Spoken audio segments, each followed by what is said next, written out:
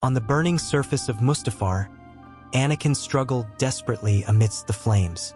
After being defeated by Obi-Wan, his burnt body cried out for redemption. The searing heat and thick smoke painted a scene of pain and ruin. As Imperial soldiers approached, a serene shadow appeared.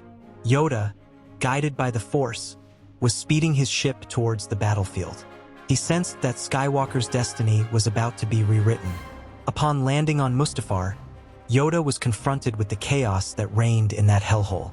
His wise gaze was fixed on Palpatine.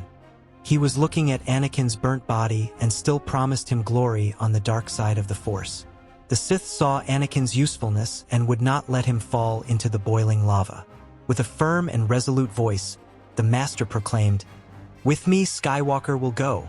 Fierce combat began, where light merged with darkness in precise blows.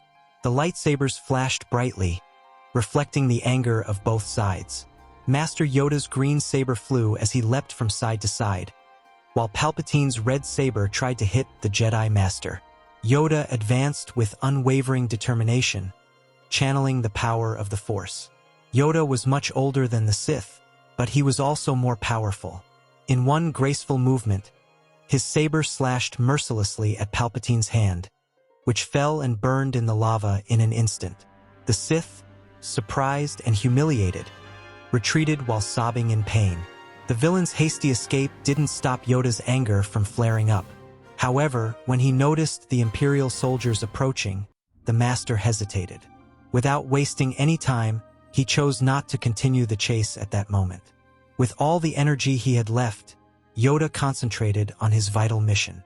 Using the Force with extreme delicacy, he lifted Anakin's badly wounded body.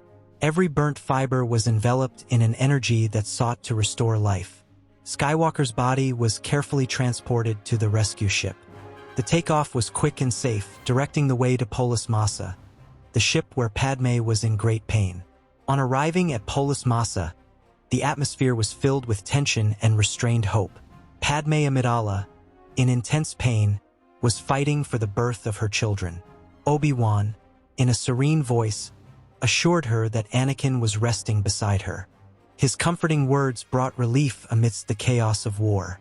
The place was buzzing with medical efforts and droids working tirelessly to heal. While the twins waited for their first breath, the future was uncertain. It arrived with Anakin surprising Obi-Wan, but the Jedi Master was not against the Elder Master's action. So Anakin was taken immediately to surgery. Inside the advanced clinic, droids performed procedures with precision.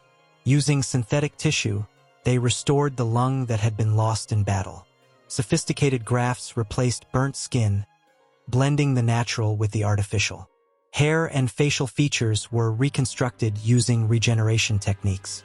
Each limb replaced took on an almost natural, surprising, and faithful appearance. The droid informed Yoda and Obi-Wan that, although not identical, Skywalker would recover. With the procedures completed, Anakin's recovery was taking firm shape. The doctors and droids confirmed that his body would withstand the ravages of destruction. Padme was then accompanied by her twins, the fruit of an unshakable love. Obi-Wan led the evacuation, ensuring that she found safe refuge. The route took them to Alderaan, a symbol of peace and new beginnings in the galaxy. The painful separation reinforced the urgency of a new hope emerging. While Padme and the newborns made their way to Alderaan, Yoda took his part. Determined, he chose to take Anakin to Dagobah, a land of isolation and ancient wisdom. There, untamed nature and dense swamps would serve as a cradle for healing. Yoda planned to train the Chosen One, reconnecting him with the true path of the Force. Amidst the mud and vegetation, a new opportunity for redemption was emerging. Landing in the thick mud of the swampy planet, Anakin was still unconscious, his breathing slow and irregular.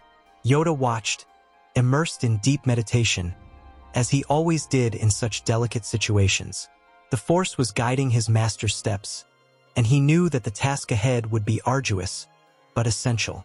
Anakin Skywalker's future was no longer in the hands of fate, but in the accumulated wisdom of millennia. The former Jedi, now artificially reconstituted, needed to reconnect with the Force and, more importantly, with the light. When Anakin finally woke up, his eyes were stinging from the pain of his physical and psychological scars. His mind was still foggy, and he could barely distinguish reality from the hallucinations his darkness-blinded mind was creating. Yoda approached calmly, speaking in a serene voice. "Young Skywalker, evil has consumed you, but here, you have another chance." The Jedi Master knew it wouldn't be easy, but his patience was infinite, and in time, Anakin would understand the true path to redemption. Anakin tried to sit up, but the pain stopped him. The feeling of heaviness in his body, the scars, everything reminded him of what he had become. "What happened? Where am I?" he asked, his voice broken and weak. Yoda calmly explained what had happened on Mustafar, the fight against Obi-Wan, the abandonment of his old life and the evil that had consummated in him. "Beware the darkness, you must, Anakin. Recovering the light you lost is your mission now." Anakin tried to understand, but his mind was far away, as if the echoes of the darkness were still calling to him. The physical pain was slowly dissipating, but the emotional pain was much stronger. "What about Padme? And the children? Are they all right?" asked Anakin anxiously, trying to focus on something positive. Yoda nodded firmly, but the tone of his voice was grave. "Well, they are, Anakin, but before you see them, heal yourself you must. Inside and out, recovery is."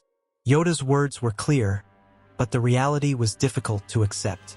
Anakin wanted to see his wife, his children, but he knew there was still something bigger to be done before that. Yoda, aware of the internal struggle Anakin would face, began training with a specific purpose: the regeneration of mind and body. "The Force is in everything, not just in the stars and stones, but also in your body and soul," Yoda explained. He used ancient healing techniques that had only been taught to the wisest Jedi. The meditation was deep, and Yoda led Anakin into a state of introspection, making him feel every part of his body and slowly begin to reconnect with the Force. Anakin, although skeptical at first, began to trust Yoda's words. It was difficult, but he denied all the anger that had made him commit terrible acts and attack children and even Obi-Wan. He closed his eyes and, concentrating, sought the balance that had been taken from him. Anakin gradually forgot Obi-Wan's anger. He forgot his anger at his mother's death. Listening to Master Yoda, he understood the journey he had to take to regain his redemption. Slowly, a different sensation came over Anakin, not just warmth, but something deep, like a hidden river flowing inside him. Master Yoda, sitting on a twisted root, watched in silence. "Patient you must be. If you rush, the balance will not be achieved." Anakin closed his eyes, trying to channel the Force to heal the wounds that still marked him. But something was wrong. His breathing became irregular, and a whirlwind of emotions emerged: pain, anger, fear. The scars on his skin seemed to react, sometimes contracting, sometimes expanding as if they refused to disappear. "Why doesn't it work?" he muttered, frustrated. "Wrong, your way is," Yoda replied, tapping his staff on the muddy ground.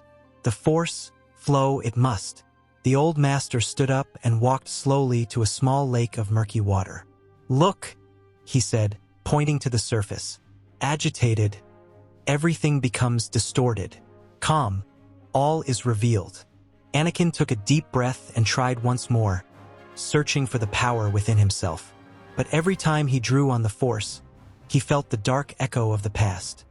The cries of the children in the Jedi Temple, Padme's gaze before her last breath. His body trembled. He was trapped. Master Yoda sighed and approached. "The pain you must face. Run away you cannot." With a gesture, he indicated that Anakin should sit down. "The Force is a reflection from within. If darkness carries, dark it will be." Closing his eyes again, Anakin allowed himself to face what he had always avoided. He felt the weight of his mistakes, but instead of rejecting them, he accepted their existence. The Force began to flow differently, not like a destructive explosion, but like a natural, gentle course. Within a few days, something unexpected happened. His skin, once scarred by fire and hatred, began to regenerate. It wasn't an instant cure. It was a reflection of his internal transformation. "Now understanding begins," Yoda said with a slight smile. "True change, from the inside out, comes." Yoda watched intently, a slight smile on his face. "You have a powerful force, Anakin.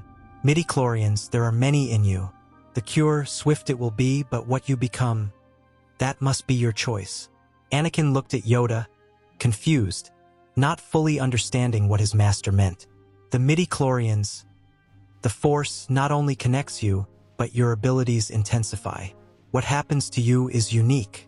Wisely, the Force you must use, or evil, return it will," explained Yoda.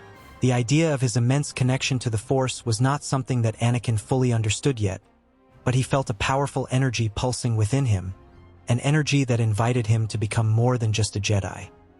Over time, Anakin's physical regeneration continued. His mechanical limbs, which had previously seemed cold and impersonal, began to merge more organically with the rest of his body. His skin, now rejuvenated, showed signs of life. He was becoming a new man, but the real battle still lay within. Yoda continued to guide him in daily meditations, teaching him how to focus his thoughts and emotions on the light, driving away the shadows that still destroyed his mind. "The light seek you must, Anakin. In the heart, peace resides. In the darkness, hatred hides." Anakin's connection with the Force grew stronger every day. He could feel the energy of the galaxy flowing through him in a way he had never experienced before. His perception increased, his senses sharpened, and he knew that his recovery was not just physical, but spiritual. "I cannot change the evil I have already done, but I can choose what I will be from now on," Anakin thought to himself. That was the real lesson Yoda was trying to instill in him, the power of choice and the responsibility that came with it. Anakin's training on the swamp planet was unlike anything he had ever experienced. He wasn't just relearning how to fight or master physical skills. Master Yoda was guiding him on a much deeper path, where the Force wasn't just a power, but a state of being. At first, Anakin tried to use the Force as he always had, through will and desire. But Yoda showed that this approach was limited. "The Force we do not command," and so began a kind of training that challenged everything he knew. Amid the twisted roots and constant mist, Anakin learned to feel the Force in every drop of dew, in the whisper of the wind, in the pulse of life hidden beneath the swamp. Master Yoda tested his patience and control. In one exercise, he asked him to lift an immense fallen log using only his mind. But when Anakin tried, the wood moved erratically, unsteadily, until it fell back into the mud. "Not brute force harmony must have. Not desire, but flow," said Yoda. It was then that Anakin closed his eyes and took a deep breath. He stopped trying to command and instead listened. He felt the wood as part of him. When he lifted the trunk again, it was like lifting a feather. Yoda made him carry objects, jump between vines, and run through the swamp, strengthening his healing body and his recovering mind. The master asked him to walk on the fetid water of the swamp without sinking, maintaining a pure connection with the Force. At first, Anakin fell several times, but each failure taught him something. When he finally succeeded, he realized that his body wasn't light. It was his mind that had broken free. The other day, Yoda took him to a dark cave. "Here, you must face your true self." Anakin entered, and the shadows twisted around him. Suddenly, he saw himself, but not as he was now. It was Darth Vader clad in black armor. The Spectre raised a red saber and advanced. Anakin impulsively tried to attack him, but Yoda had already warned him. With violence, the shadow grows stronger. He dropped his saber and simply stared at his shadow version. The other Anakin hesitated, as if his strength had disappeared. Then, slowly, he disappeared like a mirage. When Anakin came out of the cave, Yoda nodded.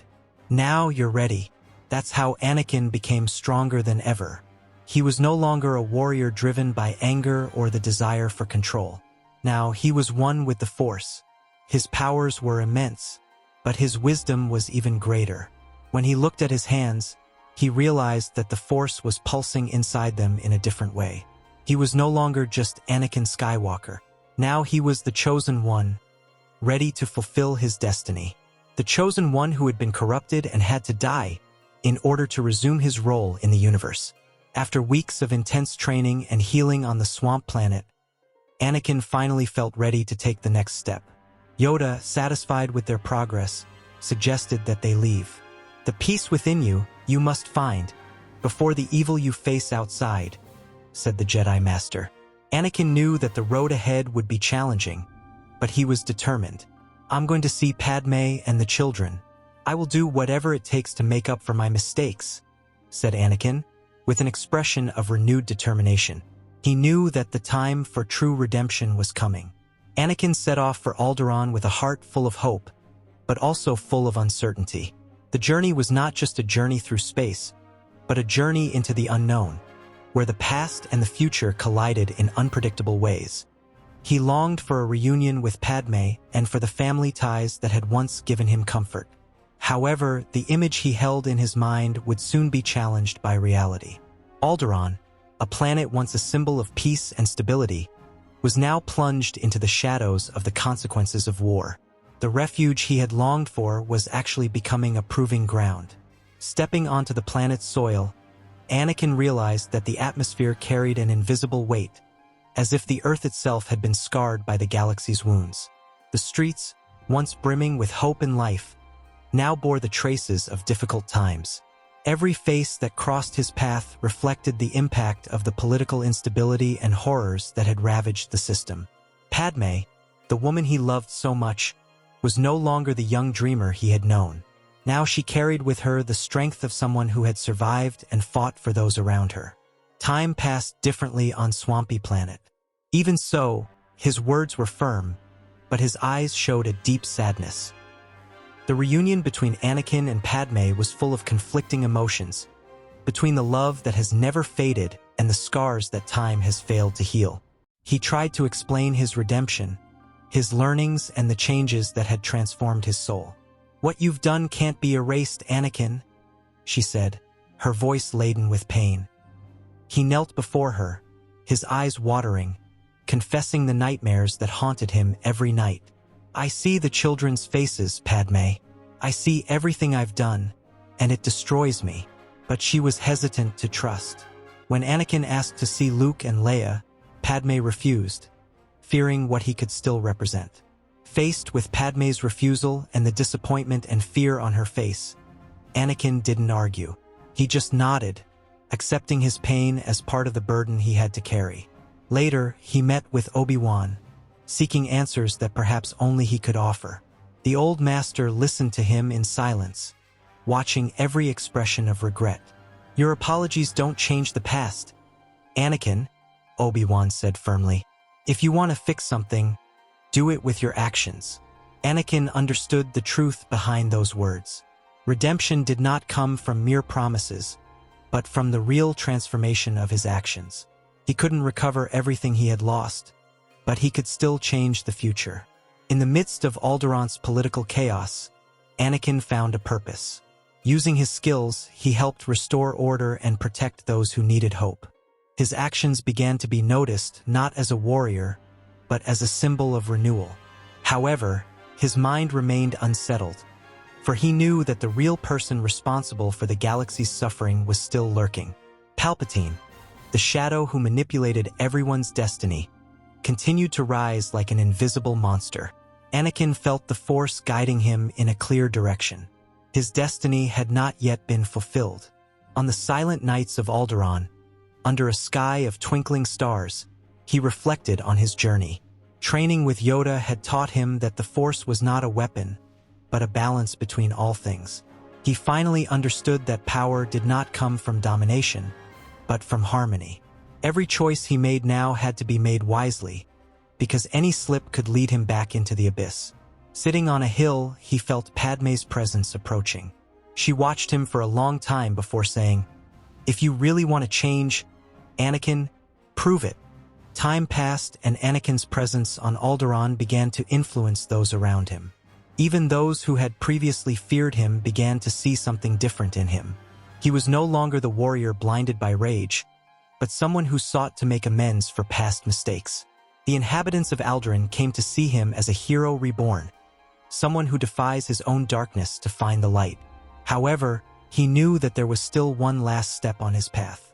Facing Palpatine would not just be a fight, it would be the true test of everything he had learned. When the time came, Anakin said goodbye to Padme with a look of determination. He didn't promise to return, because he knew that his mission could demand everything of him. He boarded his ship and set off, leaving behind the man he had been and carrying with him the chosen one he had become.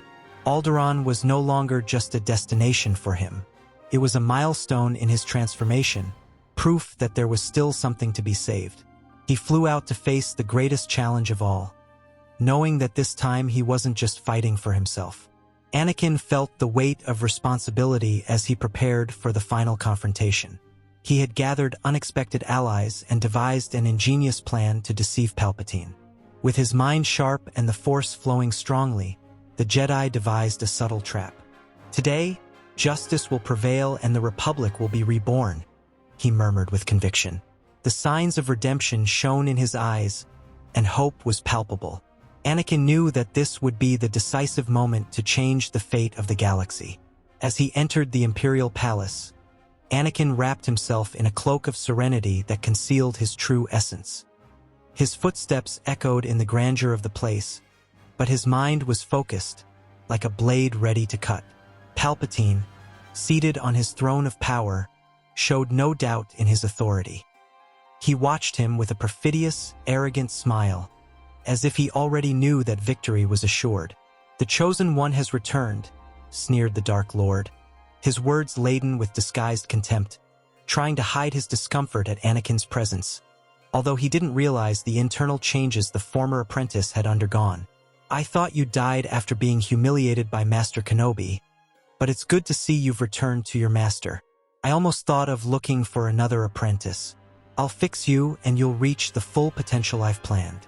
Anakin, for his part, remained calm, a serene countenance that hid his inner turmoil.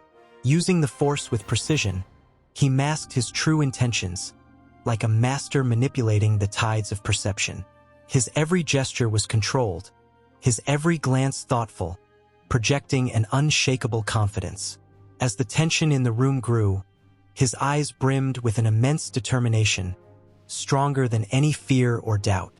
He knew he was about to challenge Palpatine's very center of power, and his mind was perfectly aligned with the ultimate goal, the downfall of the Emperor. The clash was inevitable, and the future of the galaxy hung by a thread, about to be defined by the force of will of a man who had redeemed himself. In a gloomy hall, Palpatine indulged in speeches of absolute power. Anakin, his voice controlled, offered him words that mixed respect and defiance. "My lord, your reign of terror has come to an end," he declared with surprising firmness. Palpatine laughed, but it sounded hollow in the face of the new hero's sincere glare.